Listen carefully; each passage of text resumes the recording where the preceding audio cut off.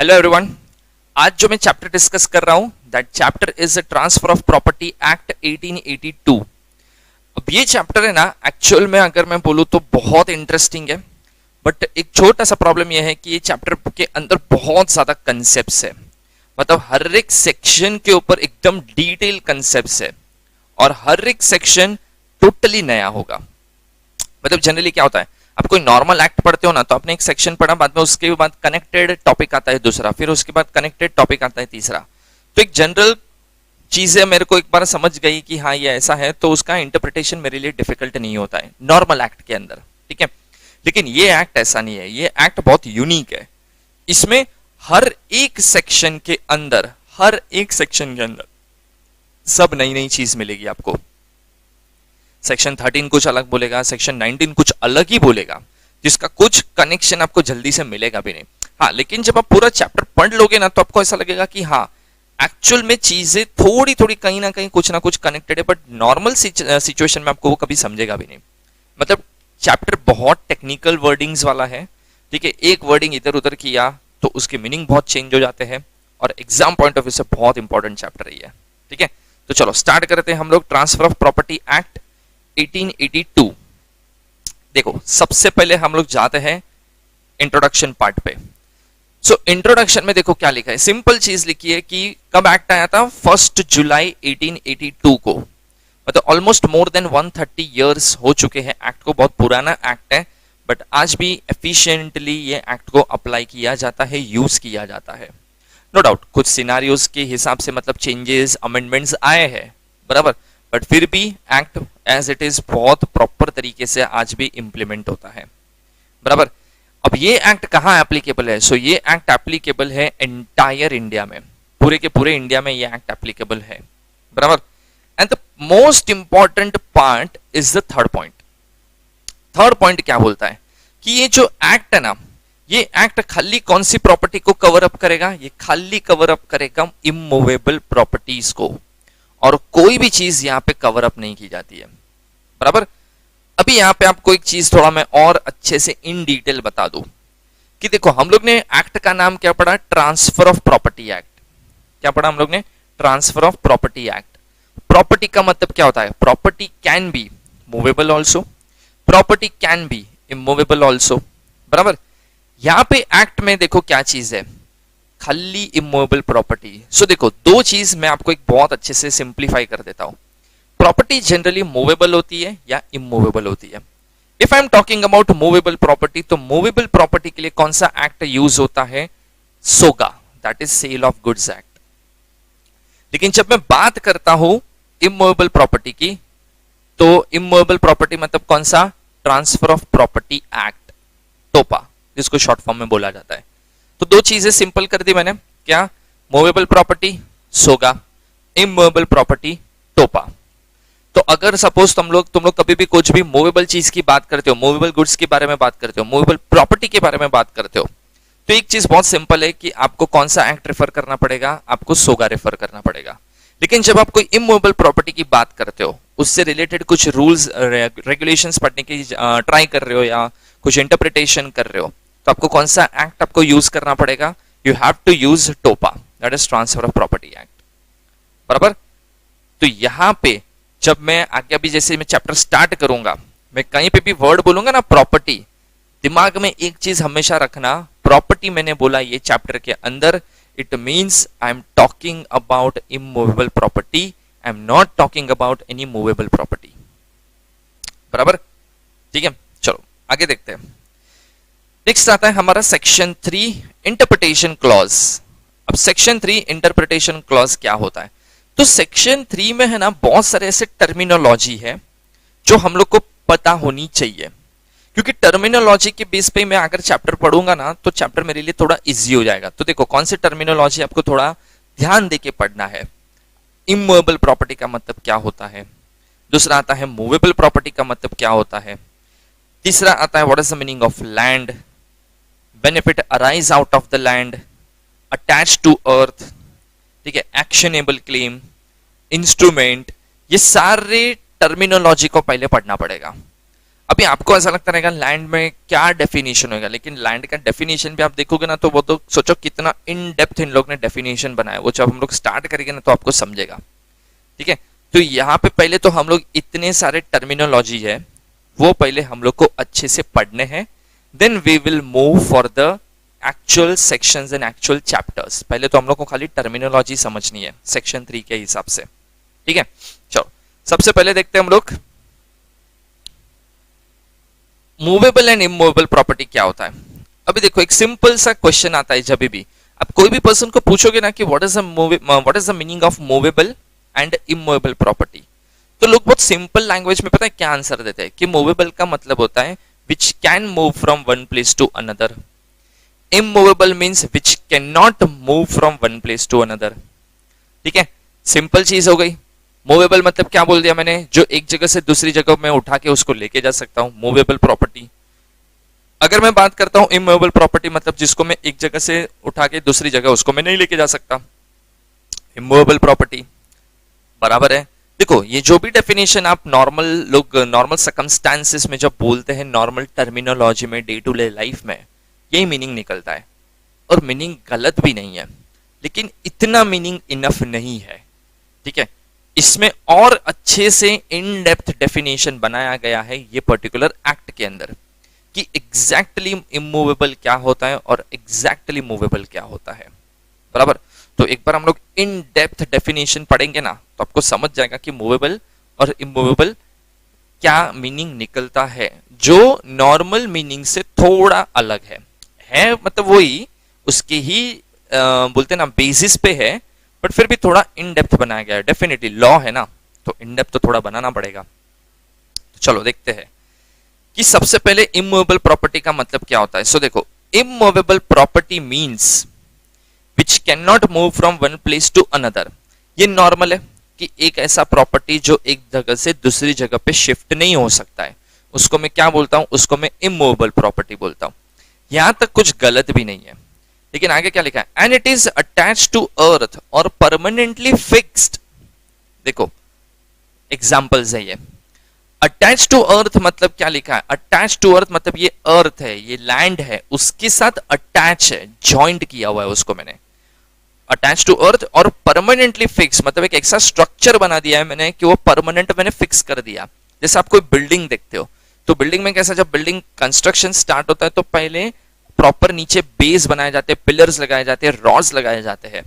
ठीक है, और उसके ऊपर बाद में बिल्डिंग खड़ा किया जाता है। तो ये एक परमानेंटली फिक्स्ड स्ट्रक्चर बनाया जा रहा है जिसको आप उखाड़ के कहीं एक जगह से दूसरी जगह लेके नहीं जाने वाले हो। बस इसी चीज को बोला जाता है इमूवेबल प्रॉपर्टी। देखो नॉर्मल हम लोग क्या पढ़ रहे थे, which can not move from one place to another, correct है, लेकिन आगे इन डेप्थ हम लोग जा रहे हैं तो एक्ट के हिसाब से क्या आता है, and it is attach to earth और परमानेंटली फिक्स। जो अटैच टू अर्थ है परमानेंटली फिक्स किया हुआ है। बराबर, तो ये चीज आपको बहुत अच्छे से यहां पे ध्यान देनी है कि that is the actual meaning of the immovable property. ठीक है, चलो आगे देखते हैं मूवेबल प्रॉपर्टी का मतलब क्या होता है, what is the meaning of movable property. So movable property which can move from one place to another is known as a movable property. जो प्रॉपर्टी एक जगह से दूसरी जगह में शिफ्ट कर सकता हूं उसको मैं क्या बोलूंगा, सिंपल मूवेबल प्रॉपर्टी। अभी यहाँ पे जो हम लोग नॉर्मल टर्मिनोलॉजी नॉर्मल डेफिनेशन मानते थे ऑलमोस्ट वही है, लेकिन फिर भी आगे एक दो केसेस आएंगे ना तो आपको पता चल जाएगा कि और कितना इन डेप्थ एनालिसिस किया गया है। तो जैसे देखो कुछ एग्जांपल्स हम लोग देखते हैं, जैसे car is a movable property, mobile is movable property, grass is also movable property. Now why grass is movable property, it is very simple कि ग्रास हमेशा ना, देखो एक तो पहली चीज ग्रास अटैच टू अर्थ है, जब तक वो अटैच टू अर्थ है तब तक ठीक है, तब तक कोई प्रॉब्लम नहीं है, तब तक उसको मैं इमूवेबल प्रॉपर्टी मानूंगा। लेकिन जब मैंने उसको उखाड़ दिया, अब उसको मैं मार्केट में सेल कर रहा हूँ, खुद यूज कर रहा हूँ, ठीक है, ये सब चीजें कहीं हो गई, तो अब जब इसका यूजेज होना चालू हो गया इस तरीके से, तो मैं उसको क्या बना दूंगा, मूवेबल प्रॉपर्टी बना दूंगा, मतलब मूवेबल प्रॉपर्टी उसको समझा जाएगा। बराबर, तो ये चीज आपको थोड़ी अच्छे से ध्यान में देनी है। चलो आगे देखते हैं हम लोग, एक केस हम लोग देखते हैं जो केस का नाम है RC steel private limited versus Bharat overseas bank limited. Case में देखते हैं हम लोग क्या है।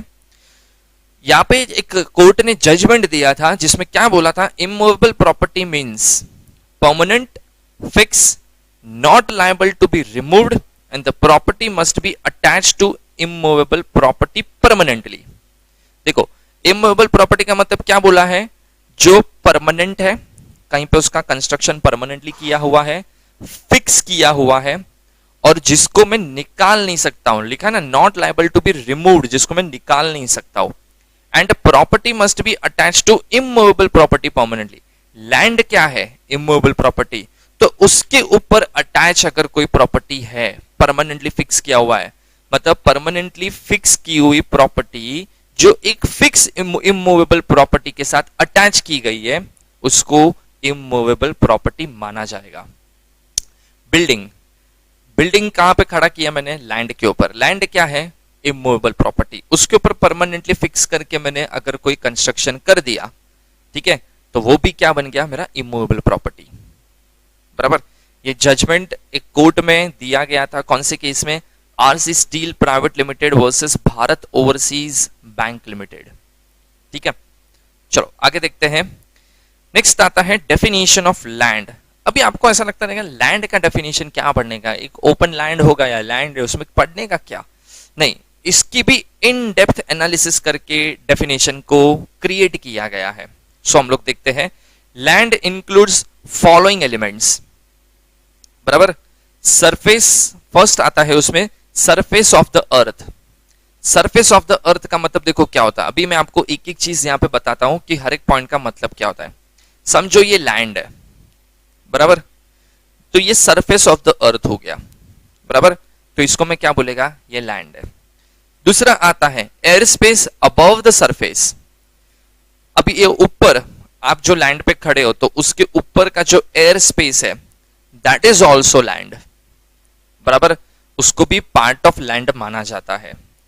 तीसरा, ग्राउंड बेनेथ सरफेस, ग्राउंड के नीचे जो पार्ट है, अंडरग्राउंड का पार्ट, जमीन के नीचे वाला जो पार्ट है, उसको भी मैं क्या बोलेगा, वो भी लैंड है। और चौथा, all the objects which are on और under the surface, on the surface, surface के ऊपर, ठीक है, ये सरफेस है मेरा, सरफेस के ऊपर, सरफेस के नीचे, ठीक है, under the surface in its natural states including minerals, reverse etcetera. Underground में कुछ मिनरल्स है तो वो भी लैंड का पार्ट बन गया, और उसके ऊपर ओनरशिप उसकी होगी जो लैंड का ओनर है। बराबर, लैंड मतलब खाली सरफेस, प्लेन सरफेस ही है, नीचे वाले जो अंडरग्राउंड में चीजें होती है उसका आपका राइट नहीं है, अबव सरफेस वाला आपका राइट नहीं है, ऐसा पॉसिबल ही नहीं है। ठीक है, लैंड मतलब तीनों चीज इंक्लूड हो जाती है, लैंड भी आएगा, अबव सरफेस भी आएगा, अंडरग्राउंड वाला पार्ट भी आ जाएगा, ये सब कुछ लैंड की डेफिनेशन में इंक्लूड किया जाता है।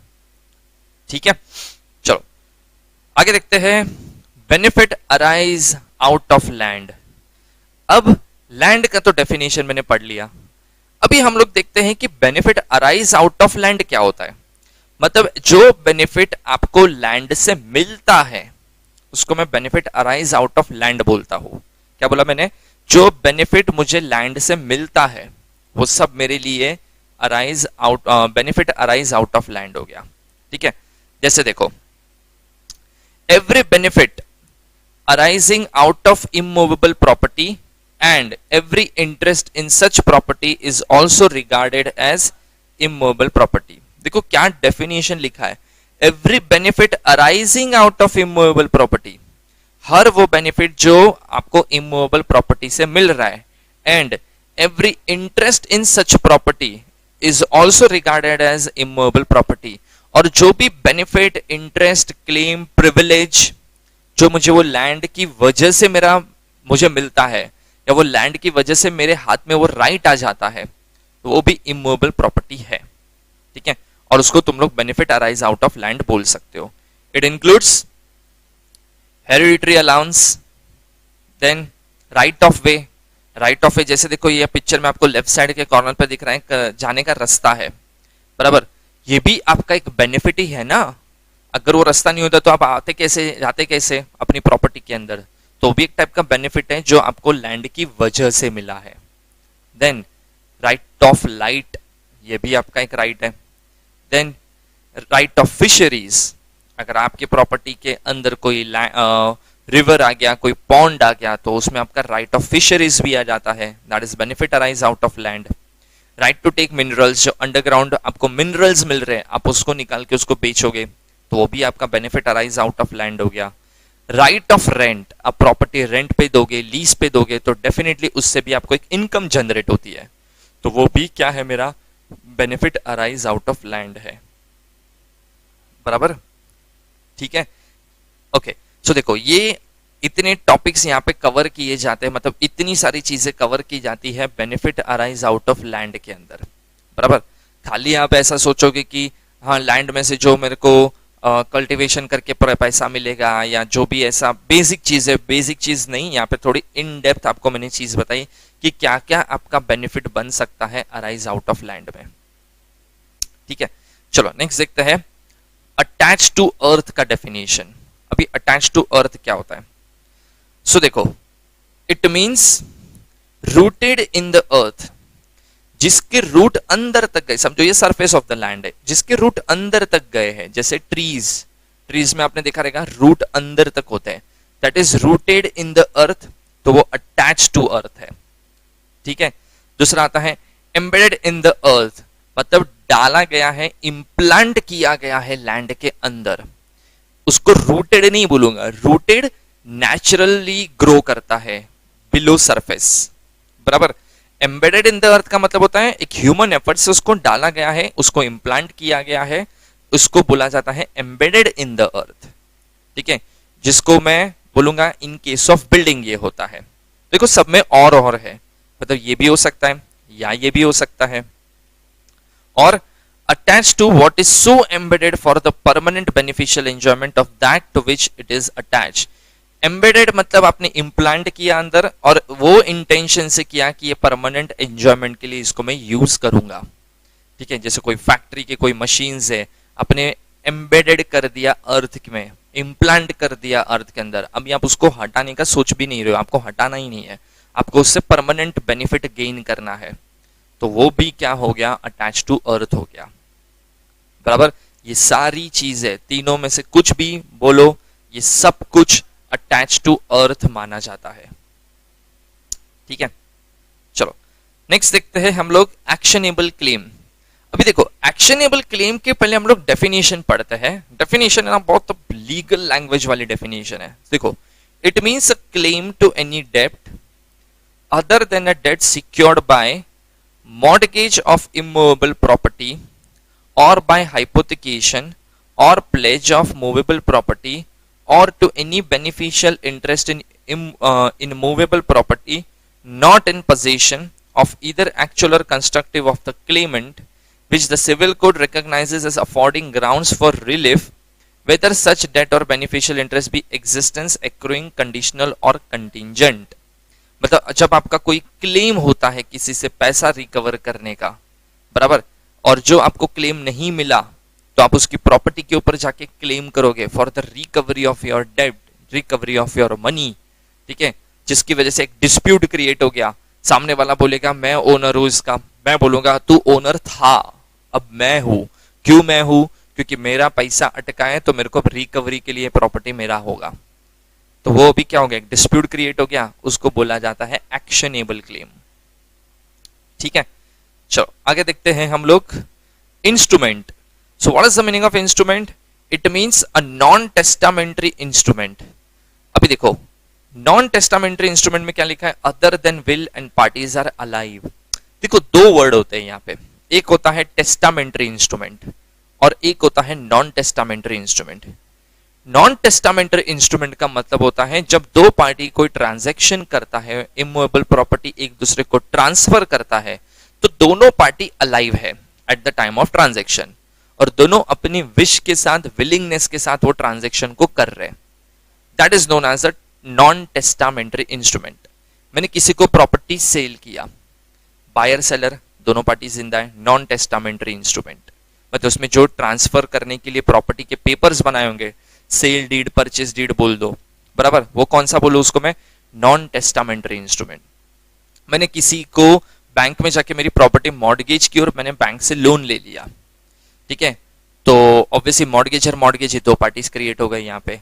अब ऐसी सिचुएशन के अंदर वो जो डॉक्यूमेंट बनाया मैं, जिसकी वजह से मैंने राइट मेरा था वो किसी और के फेवर में क्रिएट किया, तो उसको भी मैं क्या बोलेगा, नॉन टेस्टामेंटरी इंस्ट्रूमेंट। ये सब क्या है, नॉन टेस्टामेंटरी इंस्ट्रूमेंट माने जाते हैं, बराबर। बट जब मैं बोलता हूं टेस्टामेंटरी इंस्ट्रूमेंट, तो टेस्टामेंटरी इंस्ट्रूमेंट का मतलब होता है कि एक पर्सन जो ट्रांसफर कर रहा है उसकी डेथ हो चुकी है और दूसरा पर्सन प्रॉपर्टी गेन कर रहा है या ले रहा है या उसके हाथ में प्रॉपर्टी आ रहा है। जैसे विल, लोग विल बना के जाते हैं ना, और विल इफेक्टिव कब होता है, डेथ पे इफेक्टिव होता है। सो ऐसी सिचुएशन के अंदर प्रॉपर्टी कब ट्रांसफर होगी, जब पर्सन की डेथ होगी तब, बिकॉज विल इफेक्टिव डेथ पे होता है, तो उसको बोला जाता है टेस्टामेंटरी इंस्ट्रूमेंट। क्लियर? चलो आगे देखते हैं हम लोग, टाइप्स ऑफ प्रॉपर्टी देखते हैं कुछ। ये तो जनरल टॉपिक है। इमूवेबल प्रॉपर्टी एक होता है, एक मूवेबल प्रॉपर्टी होता है, टैंजिबल प्रॉपर्टी होता है जिसको कॉर्पोरल प्रॉपर्टी होता है। Tangible means which you can touch, which you can feel, तो वो सब आपकी टैंजिबल प्रॉपर्टी हो गई। इससे अपोजिट होता है intangible property, which you can not touch, you can not feel, goodwill जैसा, बराबर, तो वो इनटैंजिबल में आ गया, बराबर। और एक होता है इंटेलेक्चुअल प्रॉपर्टी, जैसे copyright, trademark, patent, geographical indication, industrial designs, ये सब कुछ आपका किस में आएगा, टाइप्स ऑफ प्रॉपर्टी में आएगा। मतलब वो लास्ट वाला जो मैंने बताया वो इंटेलेक्चुअल प्रॉपर्टी बोलते हैं उसको, कॉपीराइट, ट्रेडमार्क, पेटेंट है उसमें, बराबर। चलो इसके बाद एक केस देखते हैं हम लोग, सुरक्री कुरदेपा वर्सेस गुंडाकुल। ये केस का हम लोग जजमेंट पढ़ते हैं। देखो जजमेंट यहाँ पे बहुत इंटरेस्टिंग बना के दिया है, इंटरेस्टिंग इन द सेंस कि बहुत सारी चीजें क्लियर आउट कर दी है। ध्यान से पढ़ना, स्टेट जजमेंट क्या लिखा है इसके अंदर। स्टैंडिंग टिम्बर मतलब जो झाड़ है, लकड़ा है, ठीक है, झाड़ में, growing crops and grass through attach to earth are not regarded as immovable property. झाड़ अटैच टू अर्थ है, ट्रीज अटैच टू अर्थ है, growing crops attach to earth है, ग्रास अटैच टू अर्थ है, फिर भी इसको क्या बोला गया है, not regarded as immovable property. फिर भी मैं इसको इमूवेबल प्रॉपर्टी नहीं बोलेगा। क्यों नहीं बोलेगा? So trees which can be cut for the uses purpose is treated as a movable property.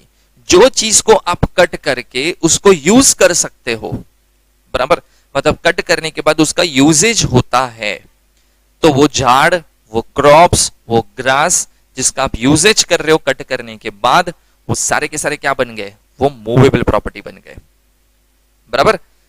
ठीक है, आगे लिखा है if it is not use for any purpose then it can be treated as immovable property. But आप उसका कोई usage ही नहीं है, वेस्ट है आपके लिए, बराबर, तो उसको मैं बोलूंगा कि वो इमूवेबल प्रॉपर्टी ही है। क्योंकि जब यूजेज ही नहीं होगा तो मैं कट ही नहीं करेगा, तो जब मैं कट ही नहीं करूंगा तो वो अटैच टू अर्थ ही रहेगा, और अटैच टू अर्थ रहेगा तो डेफिनेटली वो इमूवेबल प्रॉपर्टी बन जाएगा। तो देखो ये डायरेक्ट ऐसा नहीं है, ये घुमा के बोला मैंने, बराबर, कि जब मेरा कोई यूजेज ही नहीं है तो मैं कट नहीं करेगा, कट नहीं करेगा तो अटैच टू अर्थ रहेगा, अटैच टू अर्थ रहेगा मतलब वो इमूवेबल प्रॉपर्टी ही रहेगा, बराबर। तो इस तरीके से ये स्टेटमेंट को, उसका मीनिंग, उसका इंटरप्रिटेशन निकाला जाता है, बराबर। सो ये केस में जो डिसीजन आया था वो केस का नाम क्या था, Sukri Kurdepa versus Gondakul. Okay, next moving on to the section number 5, transfer of property. Okay, अभी हम लोग जाते हैं ट्रांसफर ऑफ प्रॉपर्टी का बेसिक मतलब क्या होता है। तो सेक्शन 5 क्या बोलता है, section 5 defines the term transfer of property. It means an act by which a living person conveys property in the present or in future to one or more other living person or to himself. It is possible only in case of trustee. देखो हर एक चीज का मैं आपको एक basic मतलब बता देता हूं। क्या लिखा है, transfer of property, it means an act by which a living person. Transfer of property में क्या होता है, एक लिविंग पर्सन कन्वेज प्रॉपर्टी, मतलब अपनी प्रॉपर्टी किसी को देता है, अपनी प्रॉपर्टी किसी को हैंड ओवर करता है, इन प्रेजेंट या तो ऑन द स्पॉट, और इन फ्यूचर या तो 6 महीने बाद दे दूंगा, 1 साल बाद दूंगा, जैसे अंडर कंस्ट्रक्शन बिल्डिंग में होता है, ठीक है। सो टू वन और मोर अदर लिविंग पर्सन, जब मैं किसी को प्रॉपर्टी बेच रहा हूं तो हो सकता है सामने वाले 3, 4, 5 जॉइंट ओनर्स हो, वो भी पॉसिबिलिटी है। सो वन और मोर अदर लिविंग पर्सन और टू हिमसेल्फ, ठीक है, और टू हिमसेल्फ, ये कब पॉसिबल है? जब मैं खुद एक ट्रस्ट क्रिएट करता हूं और वो ट्रस्ट में मैं सोल ट्रस्टी हूं और मैं अपने ट्रस्ट को प्रॉपर्टी दे रहा हूं। इन शॉर्ट, मैं अपनी ही प्रॉपर्टी अपने ही ट्रस्ट में दे रहा हूं, बराबर। तो वो भी पॉसिबल है, बट हम लोग वहां पे वो ज्यादा चीजें फोकस फिलहाल नहीं करेंगे। हम लोग क्या फोकस कर रहे हैं कि जब एक पर्सन अपनी प्रॉपर्टी किसी लिविंग पर्सन को, फिर चाहे वो सिंगल हो या जॉइंटली हो, किसी को प्रॉपर्टी जब हैंड ओवर किया जाता है, ठीक है, तो उसको बोला जाता है ट्रांसफर ऑफ प्रॉपर्टी, बराबर। जो कौन सा सेक्शन बोलता है? सेक्शन 5। ये सेक्शन 5 का डेफिनेशन है, इसका मतलब है उसका, ठीक है। नेक्स्ट जाते हैं सेक्शन 6। सेक्शन 6 जो है, अभी सेक्शन 6 है ना, ये क्या होता है? Property which can not be transferred. तो ऐसी कौन सी प्रॉपर्टी है जो सेक्शन 6 में लिखी है जिसको आप ट्रांसफर नहीं कर सकते? अभी देखो, आज मैं जनरली क्या सोचता हूं कि कोई भी प्रॉपर्टी, जैसे मेरा एक घर है उसको मैं बेच सकता हूं, मेरी एक सपोज फैक्ट्री है उसको भी मैं बेच सकता हूं, मतलब फैक्ट्री का लैंड है उसको भी मैं बेच सकता हूं। मतलब मेरे पास जो भी इमूवेबल प्रॉपर्टी है, I have that particular right to transfer this particular property to any person. लेकिन सेक्शन 6 बोलता है कुछ ऐसी प्रॉपर्टी भी है जिसको आप ट्रांसफर नहीं कर सकते, जबकि आपके हाथ में है, आपकी ओनरशिप में है, फिर भी आप उसको ट्रांसफर नहीं कर सकते। तो ऐसी कौन सी चीज है वो देखते हैं। चलो, तो सबसे पहले हम लोग देखते हैं property which can not be transferred. ऐसी कौन सी प्रॉपर्टी है जिसको आप ट्रांसफर नहीं कर सकते? सो पहले हम लोग ना लिस्ट देखते हैं, उसके बाद हर एक पॉइंट को इन डेप्थ एनालाइज करेंगे, बराबर। तो पहले हम लोग लिस्ट देखते हैं। पहला पॉइंट है स्पेस सक्सेशनेस, दूसरा आता है a mere right of re-entry for breach of a condition subsequent, then easement cannot be transferred apart from dominant heritage, a right to future maintenance in whatever manner arising secured or determined cannot be transferred, then a mere right to sue cannot be transferred, then public office cannot be transferred, then seventh, stipends allowed to military, naval, air force and civil pensioners of the government and political pensions cannot be transferred. Then transfer opposed to nature of the interest affected for an unlawful object or consideration to person legally disqualified, बराबर। तो ये 8 point है जो 8 situation के अंदर property transfer नहीं कर सकते। अभी हर एक पॉइंट का मतलब क्या होता है वो हम लोग एकदम इन डेप्थ में एग्जांपल्स के साथ देखेंगे, ठीक है। तो चलो, फर्स्ट पॉइंट आता है हमारा, क्या था? Spes successionis. इसका मतलब देखो क्या लिखा है। So spes successionis means the hope of an heir to succeed और द होप ऑफ सक्सेशन। आप एक होप में हो कि आपको प्रॉपर्टी आएगा, ठीक है, वो प्रॉपर्टी की बात की जा रही है स्पेस सक्सेसनेस के अंदर, ठीक है। सो सच चांस और expectancy is not property and therefore not made transferable by this exceptions. ये प्रॉपर्टी आप ट्रांसफर नहीं कर सकते, मतलब आपको ऐसा लग रहा है कि आपके पास ये प्रॉपर्टी आएगा, तो वो प्रॉपर्टी जब मेरे पास आएगा ना, ओनरशिप में जब मेरे हाथ में आएगी ना, तब मैं उसको ट्रांसफर कर सकता हूं। आज वो होप्स में मैं बैठा हूं, क्या कि प्रॉपर्टी आएगा, आया नहीं अब तक, तो वो होप्स में जो आप बैठे हो, जो आपके पास प्रॉपर्टी अभी तक आया भी नहीं है, you can not transfer right now, because वो होप्स है ना, आ भी सकता है नहीं भी आ सकता है, फिर बराबर, तो उसको ट्रांसफर नहीं कर सकते। चलो एक एग्जाम्पल भी देख लेते हैं यहाँ पे। जैसे देखो, ये एक लेडी है, यह उसका छोटा पोता है, बराबर। अभी लेडी ने उसको क्या बोला? My son, I will transfer all the properties to you after death, to you after my death through will, कि मैं जब मर जाएगी ना तो मैं सारी प्रॉपर्टी मैं तेरे को ट्रांसफर कर देगी। ये सुन के बच्चा खुश हो गया कि चलो मस्त है, लाइफ सेट, ओके। तो ये भाई साहब ने थैंक यू बोलना स्टार्ट कर दिया अपनी दादी को कि चलो मस्त है, प्रॉपर्टी तो मेरे हाथ पे आ जाएगी अभी। अभी देखो, जैसे उसने वो बोला ना दादी ने कि भाई प्रॉपर्टी तेरे को मिल जाएगा, बच्चा एकदम खुश कि चलो मस्त है, अभी तो प्रॉपर्टी अपने पास आने वाला है। सो उसने जाके एक पर्सन को क्या बोल दिया कि I want to sell my property to you but I will get ownership after death of my grandma, कि मेरी दादी टपकेगी ना उसके बाद मेरे हाथ में वो प्रॉपर्टी आएगा।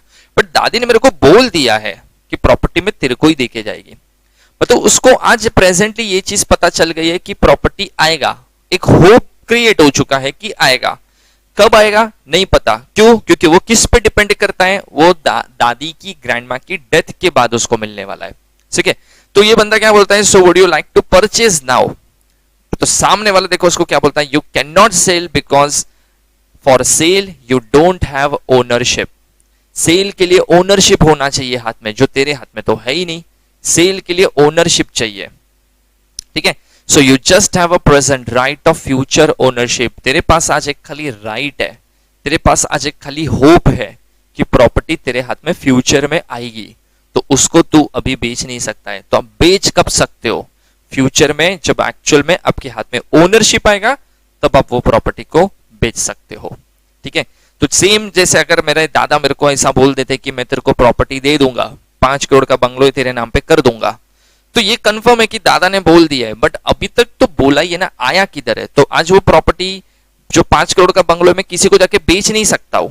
किसी को मैं ऐसा नहीं बोलूंगा अरे ले लो रे तुम लोग, कंफर्म आएगा, दादा एक दिन कंफर्म जाएंगे तो प्रॉपर्टी कंफर्म आएगा, तो आप मेरे को पैसा दे दो, वो मैं नहीं कर सकता हूं, ठीक है। That is the meaning of spes successionis, ठीक है। चलो आगे देखते हैं, right of re entry for breach. तो इसमें देखते हैं क्या लिखा है, so mere right of re entry implies a right to resume the position of land which is given on lease to another person for some specific period. The right of re-entry is a right which a lessor has against the lessee for breach of express condition. अगर मैंने किसी को property lease पे दिया है, मतलब rent base पे दिया है, और अगर जो उसमें कंडीशन मैंने रखी है, वो जो कंडीशन मैंने रखी वो सामने वाले ने वो कंडीशन को ब्रेक किया, ब्रीच किया, बराबर, तो डेफिनेटली मैं क्या कर सकता हूं, अपनी प्रॉपर्टी में री एंट्री ले सकता हूं और अपनी प्रॉपर्टी वापस ले सकता हूं, और उसको फिर ट्रांसफर नहीं करूंगा, और वो किसी को आगे भी ट्रांसफर नहीं कर सकता है। चलो वो तो कर ही नहीं सकता, मैं अपनी प्रॉपर्टी वापस ले लूंगा, ठीक है। सो इसमें देखो एक एग्जांपल है, इससे क्या बोला, I am giving you this property to use on rent basis, if you fails to pay rent for a single month then I will cancel this contract. कि भाई मैं तेरे को रेंट पे दे रहा हूं, बराबर, बट एक भी महीना अगर रेंट नहीं मिला ना तो ये रेंट एग्रीमेंट कैंसिल हो जाएगा, मैं प्रॉपर्टी अपनी वापस ले लेगा।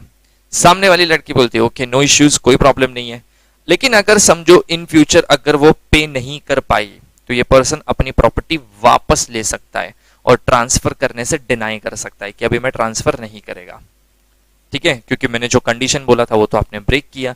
अब जो ओनर ऑफ द प्रॉपर्टी है उसको मैं बोलेगा लेसर, और जो रेंट पे वो घर यूज कर रहा है उसको मैं बोलेगा लेसी, ठीक है।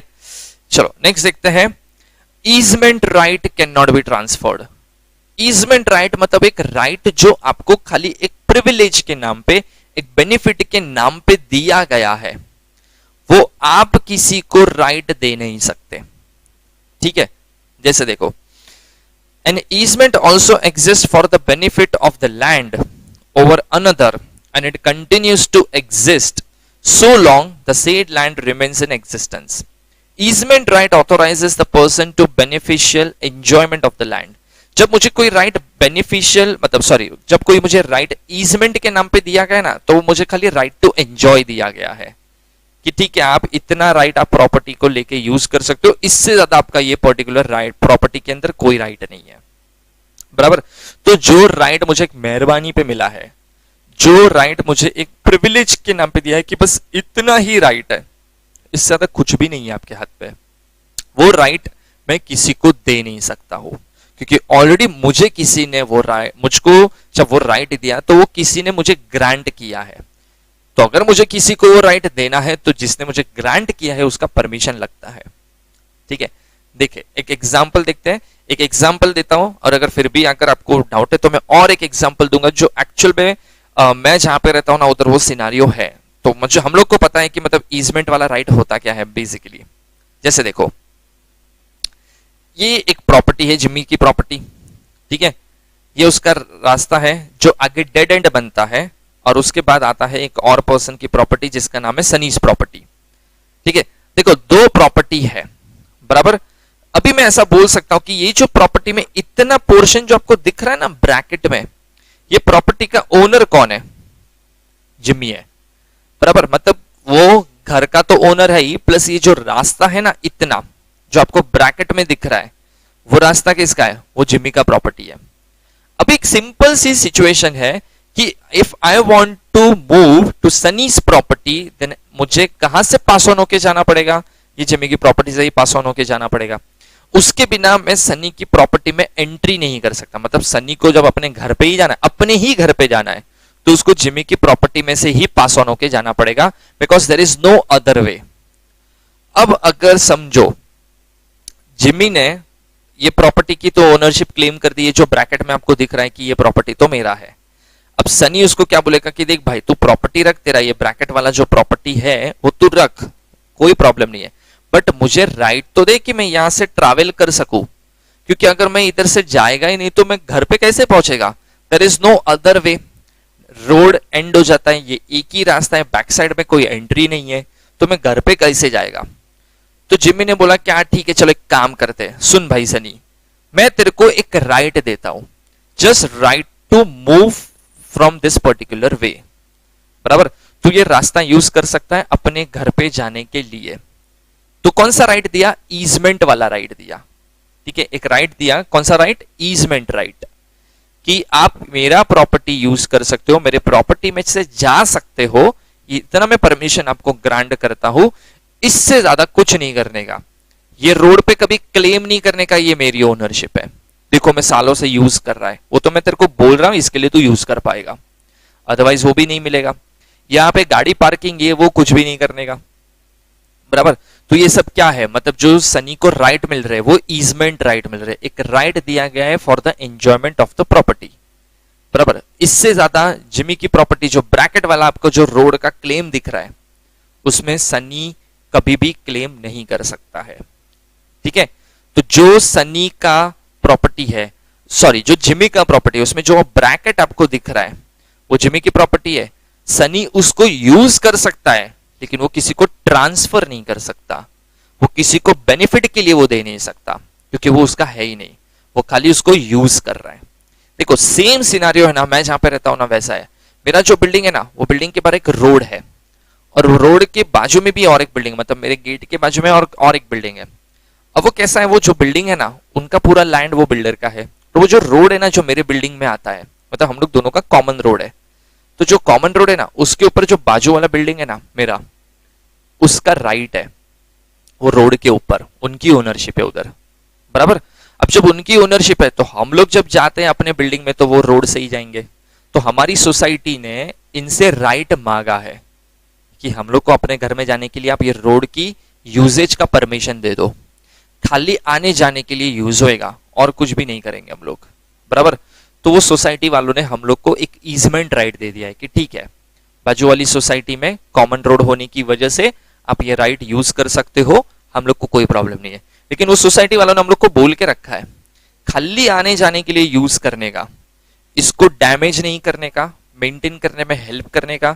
यहाँ पे जो भी पार्किंग होगा वो हमारी सोसाइटी वाले ही पार्क करेंगे, तुम्हारी सोसाइटी की कोई भी गाड़ी बाइक इधर पार्क नहीं होगी, आपको खाली आने जाने के लिए परमिशन दिया गया है, इससे ज्यादा फ्यूचर में क्लेम भी मत करना। तो ठीक है चलेगा, कोई प्रॉब्लम नहीं है। तो हम लोग को कौन सा राइट मिला? ईजमेंट राइट मिला, एक पर्टिकुलर बेनिफिट दिया गया है। अब वो जो हम लोग को खुद मेहरबानी पे राइट मिला, सोसाइटी वालों ने हम लोग को मेहरबानी करके दिया, वो राइट हम लोग थोड़ी आगे किसी को दे सकते हैं, सो वो ट्रांसफर अलाउड नहीं है, ठीक है। तो ये था ईजमेंट वाला राइट। चलो नेक्स्ट देखते हैं, राइट टू फ्यूचर मेंटेनेंस। अभी देखो, right to maintenance, that is right to future maintenance arising in whatever manner, whether secured or determined, cannot be transferred in favor of other person। जब आपका कोई right to maintenance है तो वो आपकी property बन गई, बराबर। वो राइट आप किसी को ट्रांसफर नहीं कर सकते, बराबर, वो एक्सक्लूसिवली आपका राइट है। जैसे देखते हैं, एक एग्जाम्पल है, जैसे समझो ये मैं हूं, ठीक है, हस्बैंड वाइफ, और सपोज एक वाइफ की सिस्टर है। अभी suppose right to maintenance after divorce is the right of the wife and wife cannot transfer this right to any other person under any circumstances. जैसे देखो, अगर मैं डिवोर्स के बाद, बराबर, अब जब मैं ऑलरेडी समझो एक डिवोर्स ले रहा हूं, तो डिवोर्स के बाद मेरी वाइफ के पास राइट है मेरी प्रॉपर्टी पे क्लेम करने का, बराबर, कुछ परसेंटेज जो उनको मेंटेनेंस के नाम पे मिलते हैं वो प्रॉपर्टी के ऊपर क्लेम कर सकती है। अब वो जब प्रॉपर्टी के ऊपर वो क्लेम कर रही है तो वो उसका मेंटेनेंस राइट है एज अ लीगल रिप्रेजेंटेटिव, मेरी लीगल रिप्रेजेंटेटिव है वो, तो डेफिनेटली उसका वो राइट बनता है। लेकिन ये राइट वो किसी को दे नहीं सकती। वो ऐसा नहीं बोल सकती कि मेरी जो सिस्टर है वो फाइनेंशियली उसकी कंडीशन बहुत खराब है, so I want to transfer my this property right to my sister. She can not do that, उसका वो राइट है ही नहीं। ठीक है, तो ऐसे राइट आप ट्रांसफर नहीं कर सकते, ये आपका मेंटेनेंस का राइट है तो आपको ही लेना पड़ेगा। ठीक है, चलो आगे देखते हैं। नेक्स्ट आता है right to sue. Right to sue का मतलब देखो क्या होता है। A mere right to sue cannot be transferred because a person who is affected by breach of a contract or by a tort has a right to sue against the personal injury suffered by him, and therefore he cannot transfer his right to another person to sue for the legal injury sustained by him. जैसे समझो अगर मैंने कोई product खरीदा market से as a consumer, अब वो product खरीदने पे ना कुछ डिफेक्ट था, तो मेरा ऑब्वियसली कंज्यूमर प्रोटेक्शन के राइट है अंदर मेरे पास कि मैं कोर्ट में जाके केस कर सकता हूं वो कंपनी के ऊपर। बट आई डिसाइडेड कि छोड़ना, 10 रुपए के प्रोडक्ट के लिए कौन जाके झगड़ा करेगा और कौन कोर्ट में जाके टाइम पास करेगा, कौन केस करेगा। I am not interested. देखो, राइट टू सू मेरे पास है। अब मेरा भाई मेरे को आके क्या बोलता है कि देख तू इंटरेस्टेड नहीं है ना, तो मैं तेरे बिहाफ पे केस कर लेगा। मतलब जाने देना, मेरे को कोई इंटरेस्ट नहीं है। तो बोलता है हाँ तू मत कर, मैं करता हूं तेरे बिहाफ पे। उसका प्रोडक्ट से लेना देना नहीं है, वो कंज्यूमर नहीं है, कस्टमर नहीं है, कुछ भी नहीं है, बस ऐसे ही फुदक के आ गया कि भाई मैं केस करेगा क्योंकि मुझे पता है अच्छा खासा कंपनसेशन मिलता है, वो पैसा मैं रख लेगा। ठीक है, अब वो राइट टू सू है मेरा। एक्सरसाइज करने की ट्राई कौन कर रहा है? मेरा भाई। So it is not allowed, it's my property, that's my right and I can not transfer this right कि हाँ मैं इंटरेस्टेड नहीं हूं लेकिन मेरा भाई केस कर देगा आपके ऊपर, मैं वो राइट उनको ट्रांसफर कर रहा हूं, वो नहीं कर सकता हूं।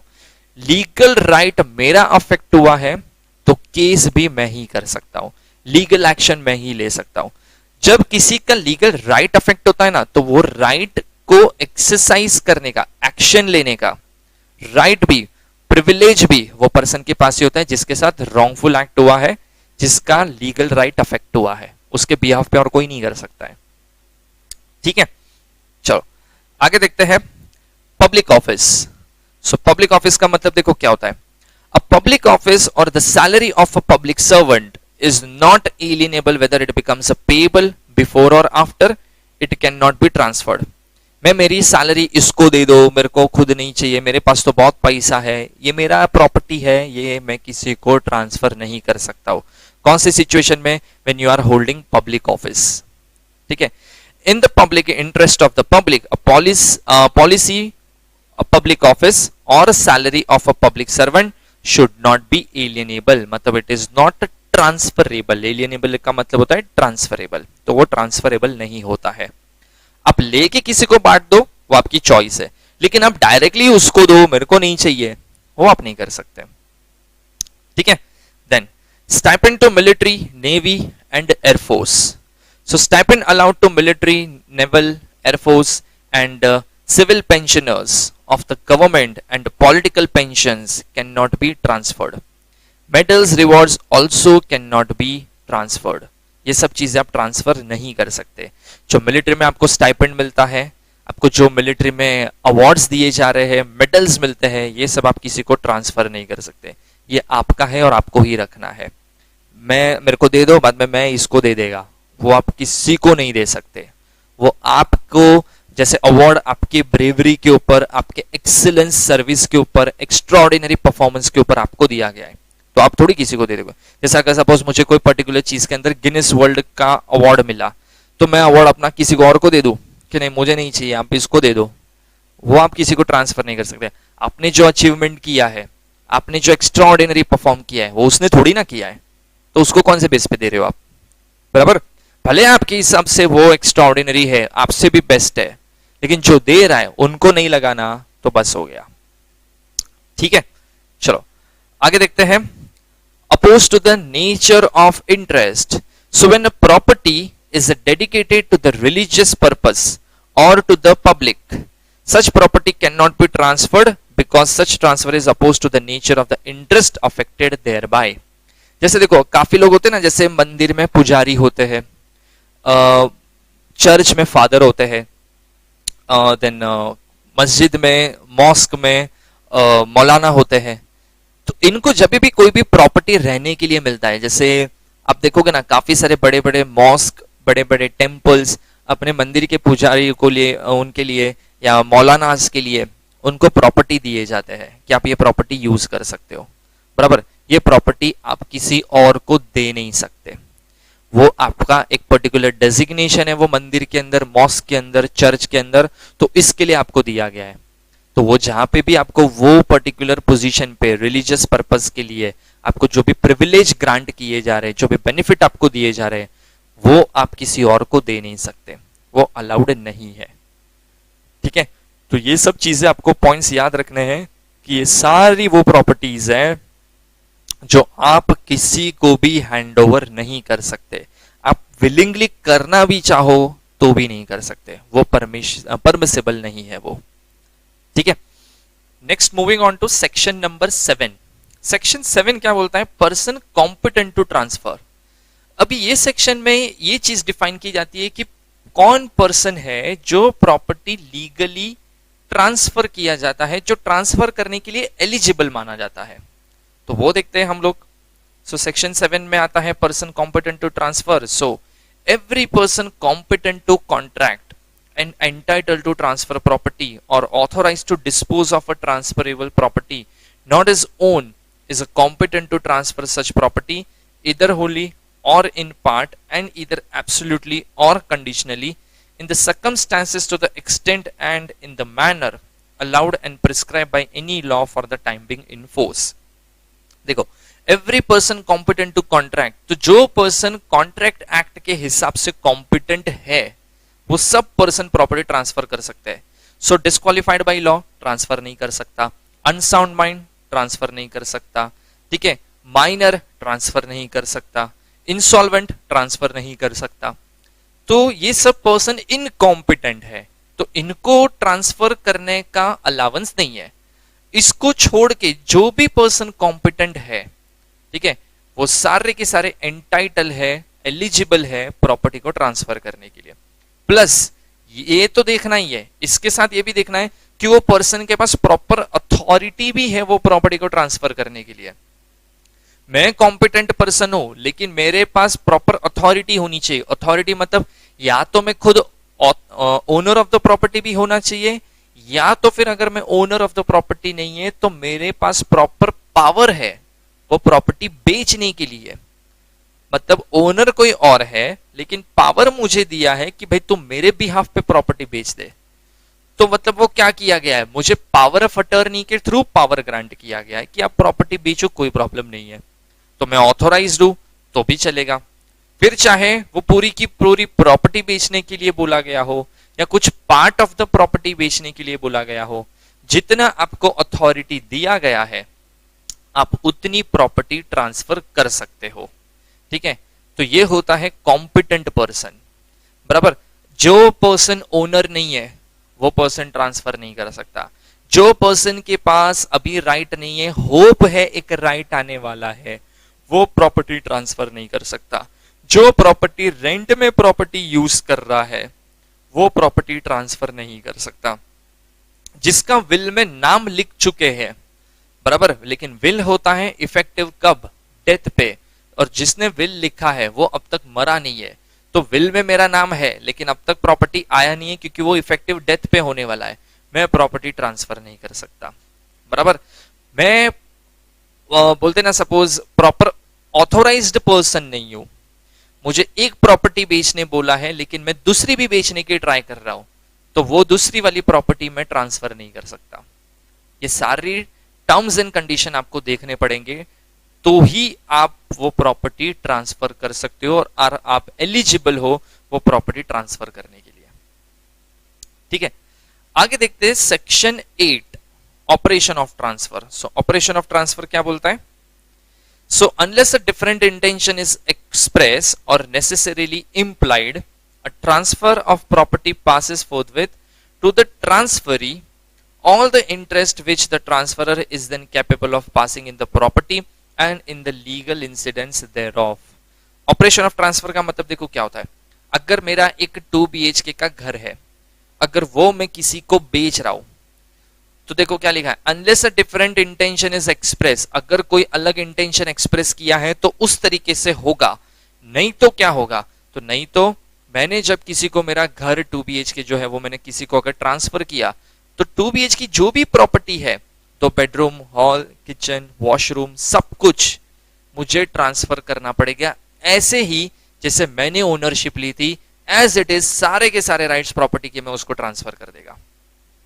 बराबर, मतलब जैसे अगर समझो मैंने जब प्रॉपर्टी खरीदा तो मैं ओनर हूं, आज पूरे 2 BHK के घर पे मेरा ही राइट है, मुझे उसको तोड़ना है मैं तोड़ सकता हूँ, रिनोवेट करना है रिनोवेट कर सकता हूँ, मॉर्गेज करना है मॉर्गेज कर सकता हूँ, बेचना है बेच सकता हूँ, रेंट पे देना है रेंट पे दे सकता हूँ, गिफ्ट करना है गिफ्ट कर सकता हूँ, मॉडिफाई करना है मॉडिफाई कर सकता हूँ, कमर्शियल प्रीमाइसेस बनाना है कमर्शियल प्रीमाइसेस बना सकता हूँ, मुझे जो करना है ना वो मैं कर सकता हूं, मुझे कोई भी पर्सन उससे स्टॉप नहीं कर सकता है, because I have absolute interest in the property, मेरा पूरा का पूरा राइट है वो प्रॉपर्टी के ऊपर।